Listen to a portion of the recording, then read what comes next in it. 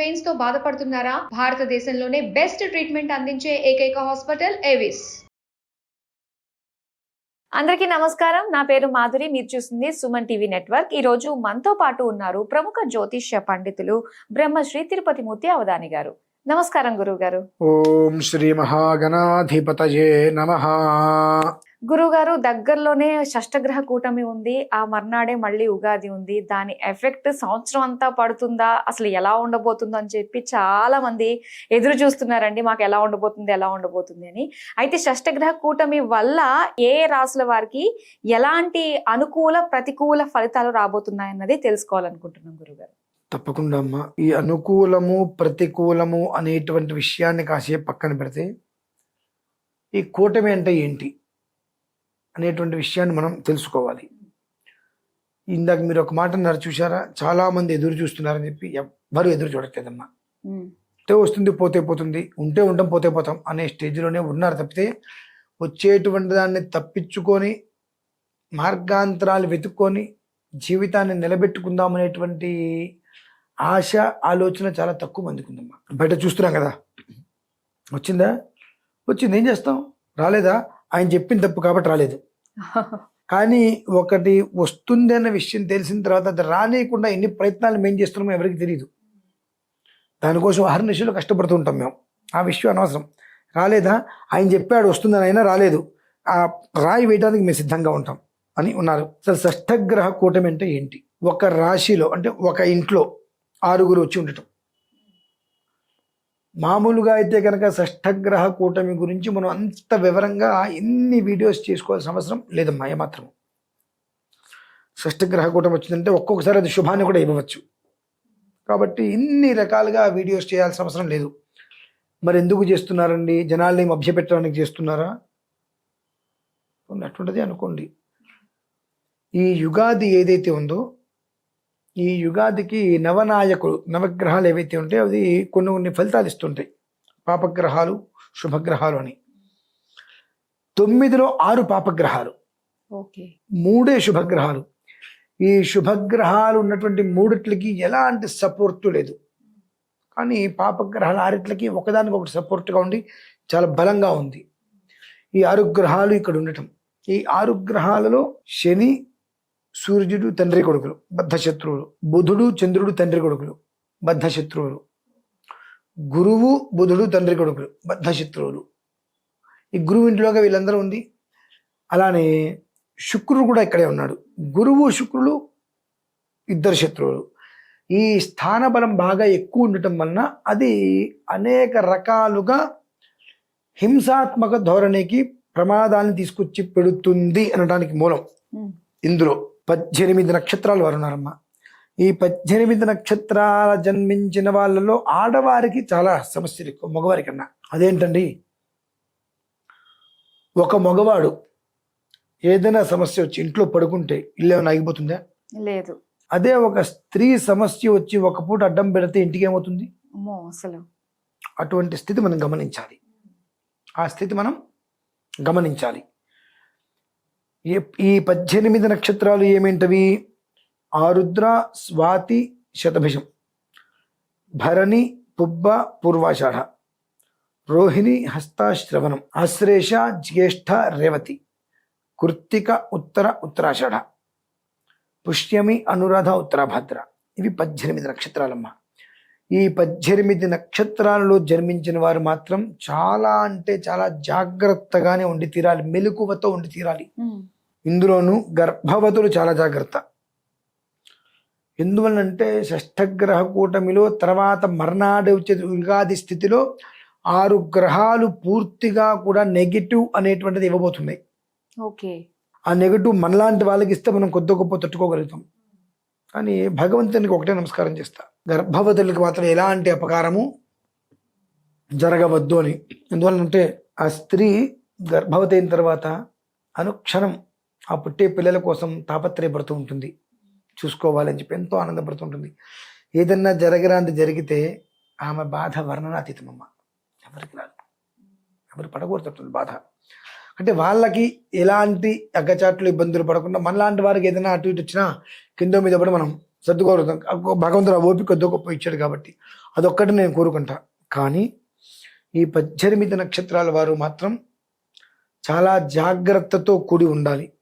2, ప్రమాదం అనేటువంటిది గత 24-30 రోజుల నుంచి భరణి, పుబ్బ, పూర్వాషాఢ, రోహిణి, హస్త, శ్రవణం, ఆశ్లేష, జ్యేష్ఠ, రేవతి ఈ 9 నక్షత్రాల వారు మాత్రం చాలా ఎక్కువగా అనుభవిస్తున్నారు.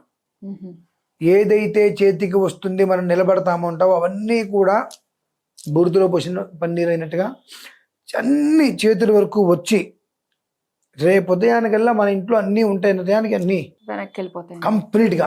అంటే ఒక రకంగా చెప్పాలంటే కొంతమంది అండర్ గ్రౌండ్ కూడా వెళ్ళిపోయే స్టేజ్ వచ్చేసింది.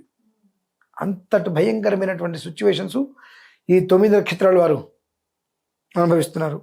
భగవంతుడి యొక్క అనుగ్రహం వల్ల ఒక మోస్తరి ఈ ఉగాది నుంచి 9 నక్షత్రాల వారికి ఊపిరి పీల్చుకోవడానికి కూడా ఒక అవకాశం ఉండవచ్చు. కానీ ఇప్పుడు గడిచినటువంటి 24-30 రోజులుగా మాత్రం మామూలుగా జరిగింది వీళ్ళ పరిస్థితి. దినదిన గండం 100 ఏళ్ళ ఆయుష్ అంటారు శరణం. ఆ స్థితిలో అయిపోయింది, మొత్తం సెట్ అయిపోయింది, రెడీ, మొత్తం తక్కువ రోజు అయిపోయింది, ఏం లేదు, అన్ని డోర్లు మూసుకుపోయే స్టేజీ. చిన్న రంధ్రం దొరికితే ఆ రంధ్రాన్ని జాగ్రత్తగా పెంచుకుంటూ వీటి మీద అన్ని పెద్ద తీసుకొని ఆ వెలుతురు తీసుకొని ఊపిరి తీసుకొని వీళ్ళు మళ్ళీ కొత్త జీవితం ప్రారంభం చేసే స్టేజ్లో. ఇందులో కొంతమందికి శస్త్రచికిత్సలు లాంటివి ఏదైనా జరిగేటువంటి అవకాశాలు కూడా ఈ పాటికి జరిగి ఉండాలి ఈ నక్షత్రాలలో, ఈ 9 నక్షత్రాల్లో. కనుక వీరందరూ కూడా కొన్ని రకాల ఉపశమనాలు చేసుకోగలిగితే అది సుఖంగా ఉంటుంది. అదేమిటి అంటే కామాక్షి అమ్మవారమ్మ, ఎక్కడ, గౌహతి, అస్సాం. ఆ కామాక్షి అమ్మవారి ఆలయంలో 28వ తారీఖు రాత్రి కొన్ని విధానాలుగా గౌరీ గంధర్వ ఆరాధన చేసుకొని అక్కడ నిద్ర చేసి మర్నాడు మహామంత్ర యంత్ర తంత్ర విషమూలికాది ప్రయోగ ఉపసంహారములకి సంబంధించినటువంటి మహామంత్ర ప్రయోగాల్ని కూడా పూర్తి చేసుకొని అమ్మవారిని దర్శనం చేసుకొని కొన్ని రకాల బలిహరణలు అంటారమ్మ, అవి ఇచ్చుకొని కంచి బయటికి రాగలిగితే 45% బయటపడతాం. 65 పడతాం, 75 పడతాం, 95 పడతాం అనే మాట పచ్చి అబద్ధం. 45% మనం బయటపడ్డామంటే నిజంగా మన అదృష్టవంతులేమ్మా. దానికే కాస్త ఉపశమనం ఫీల్ అవుతాం అన్నమాట. చాలా 45% బయటపడ్డారంటే అమ్మయ్య నాకు ఇబ్బంది లేదు ఇంకా అనేటువంటి స్థితి మనకి ఏర్పడుతుంది. ఆ రకంగా ఊబిలోకి అలా చిక్కుకుపోయే స్టేజ్ ఉందమ్మా. 28వ తారీఖు బయలుదేరి గౌహతి వెళ్ళి, మేము వెళ్తున్నాం అమ్మా 28వ తారీఖు ఉదయం బయలుదేరి గౌహతి వెళ్ళి అక్కడ ఆ రోజు రాత్రి మంత్రప్రయోగము తంత్రప్రయోగములు 2 విధానాలుగా ప్రయోగములను పూర్తి చేయించి కొన్ని రకాల బలులు కూడా ఇప్పించి మర్నాడు సాయంత్రం బయలుదేరి మళ్ళీ హైదరాబాద్కి రావడం జరుగుతుంది. మాతోటి బయలుదేరి ఎవరన్నా వస్తారన్నా శుభం కాదు, ఎవరన్నా ముందే వెళ్ళి కూర్చుంటామన్నా శుభం. కానీ ఏది ఏమైనా ప్రత్యక్షంగా కానీ పరోక్షంగా కానీ 28వ తారీఖు అమావాస్య రాత్రి ఎట్టి పరిస్థితులలో గౌహతి కామాక్షి అమ్మవారి యొక్క ఆలయంలో కొన్ని రకాల ప్రయోగ ఉపసంహారాలు చేసుకొని నిద్ర చేసి మర్నాడు కొన్ని రకాల శాంతి ప్రయోగాలు పూర్తి చేసుకొని బయటికి రావడం అనేటువంటిది అన్ని రకాలుగా ఈ 18 నక్షత్రాల వారికి కూడా సకల శ్రేయోదాయకం. మేం దేనికి వెళ్తున్నాము అంటే 2 విధానాలు. ఒకటి, ఈ 18 నక్షత్రాల్లో జన్మించిన జాతకులకు ఏదో మంచి జరగాలని మేము వెళ్ళట్లేదమ్మా. ఈ 18 నక్షత్రాలకు శాంతి చేయడానికి వెళ్తున్నాం. ఈ 18 నక్షత్రాలలో జన్మించిన వారు ఉంటారు కనుక వారు అక్కడికి వచ్చిన ప్రత్యక్షంగా పరోక్షంగా వాళ్ళ పేరు మీద అయినా చేయించుకునే ప్రయత్నం చేసినా దాని యొక్క ఫలితం యో దోష సమజని తద్దోష. సమజనిది అంటే సమాంతరం. ఏ నక్షత్రానికి ఈ యొక్క షష్ఠగ్రహ కూటమి యొక్క ప్రభావం పొంచి ఉంది, ఏ నక్షత్రాలు ఇబ్బంది పడేటువంటి గమనాలు ఉన్నాయో ఆ నక్షత్రాలకి ఉపసంహార శాంతి కోసమే మేము వెళ్తున్నాం. కనుక ఆ నక్షత్రాల్లో జన్మించిన వారు కూడా ప్రత్యక్షంగా లేక పరోక్షంగా కనుక అందులో పాల్గొన్నట్లయితే నక్షత్రానికే శాంతి ఉంది అంటే ఆ నక్షత్రాన్ని అనుసంధానంలో ఉన్న మనకి ఇంకెంత ఉంటుంది ఆ దోషం అనేటువంటిది నిర్ణయించుకొని ఎవరికి వారు అక్కడికి వచ్చే ప్రయత్నమా పరోక్షంగా నిర్వహించే ప్రయత్నమా చేసుకోగలిగితే ఆ అమ్మవారి యొక్క అనుగ్రహంతో వారందరూ చక్కగా క్షేమంగా ఉంటారు అనేటువంటి మాత్రం నేను ఖచ్చితంగా చెప్పగలనమ్మా. కేవలం షష్ఠగ్రహ కూటమి ఒక్కటే అయితే అసలు ఏం అవసరం లేదు. నవనాయకుల 6 కూడా పూర్తిగా శత్రుకృతంగా బల పరాక్రమాలతో కూడి ఉండటం, పాపగ్రహాలుగా చెంది ఉండటం, మిగిలిన 3 గ్రహాలు శుభులైనప్పటికీ కూడా వాళ్ళకి బలం సరైన రీతిలో లేకపోవటం వలన అనవసరమైనటువంటి ఎన్నో రకాలైనటువంటి సమస్యలు ఎదుర్కొనేటువంటి పరిస్థితులు ఈ 18 నక్షత్రాలకు ప్లస్ 18 నక్షత్రాల జాతకుల వ్యక్తులకు కూడా స్త్రీలలో ఎక్కువగా ఈ ఒక్క విధానాలు ఉన్నాయి కనుక వాళ్ళందరినీ రక్షించు తండ్రి మనకు ఉద్దేశంతో మేము వెళ్తున్నాం కాబట్టి ఆ 28వ తారీఖు మాతో రావచ్చు.